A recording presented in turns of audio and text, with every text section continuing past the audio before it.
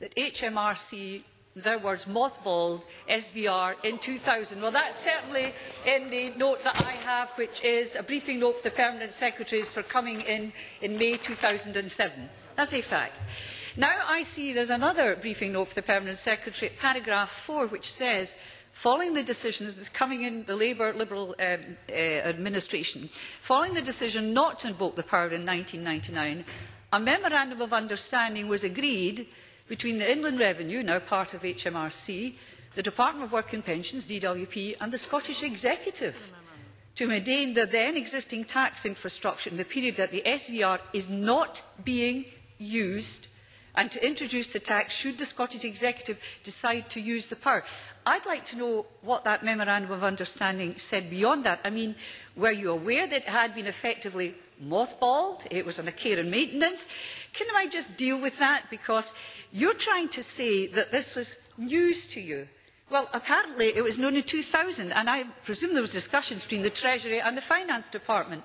I want to deal with, I'll take some at the end if I just go on a bit longer. I want to actually also look at this silly issue about the power having been lost somehow. That the Constitution of Scotland has been entirely, this Parliament is entirely undermined by not using this power. It's utter nonsense. It is a contractual matter between the Treasury and the Scottish Government about paying for these facilities. You do not indeed lose it. This is contract, not constitution. And Andy Kerr actually said as much this morning when pressed on the interview in Good Morning Scotland. He was asked, he was saying, you give away the major power the Scottish Parliament has without coming to the Parliament, and goes on. And Eileen Clark, the interviewer, says, to be fair though, Mr Kerr, it's not gone away forever. This isn't irreversible. And then he then goes on to say, let me finish.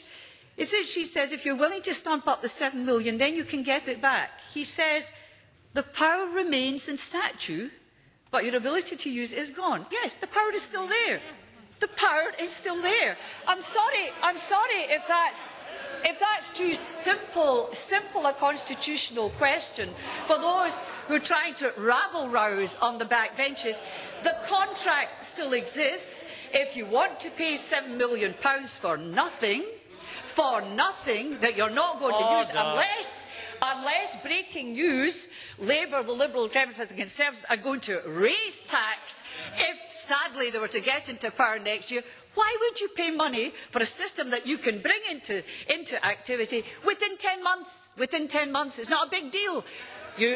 No. And there's another issue about this money to Westminster for an IT system, by the way, which is going to be, I mean, it's a complete nonsense to say Calman's irrelevant.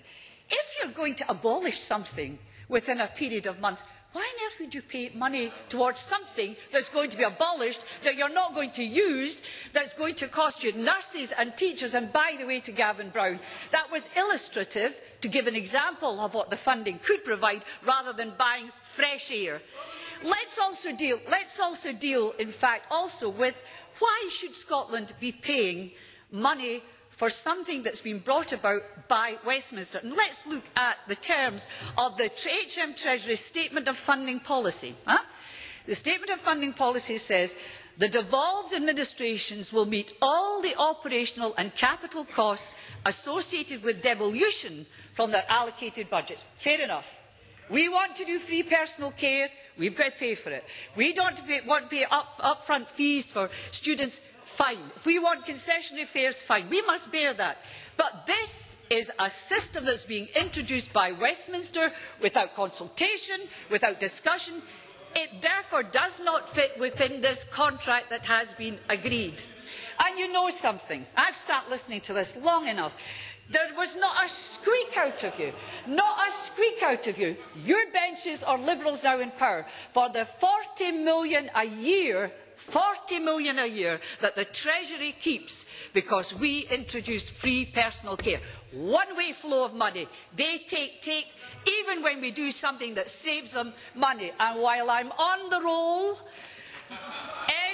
end of budgets, when you spent in the 8 years, I understand, hundreds of millions went flowing back to Westminster that you did not use. And in answer to George Fuchs, the money you mentioned is being put into capital projects, because we use Scotland's money for the right things and not for a system nobody is going to use. It's going to be abolished and to no purpose unless you're intending to raise tax.